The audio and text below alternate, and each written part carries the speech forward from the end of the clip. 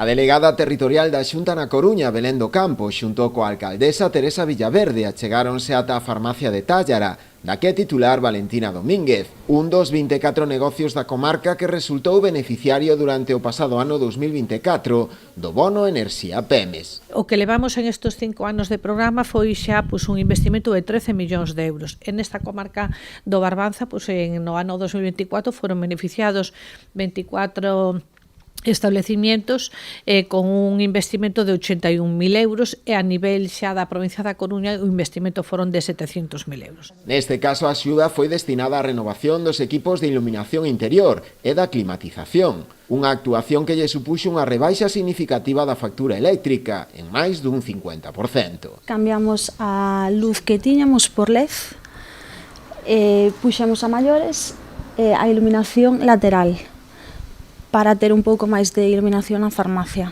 Tamén cambiamos a climatización, tiñamos calefacción por gasóleo e puxemos bomba de frío-calor. O aforro enerxético ao longo do ano pasado foi un pouquiño máis do 50%, incluso chegamos a un 71%, máis ou menos. Tanto a delegada da Xunta como a propia alcaldesa aproveitaron a visita para animar os negocios da zona a solicitar este tipo de achegas. Son fondos que a veces quedan sin utilizar porque a xente non nos pide.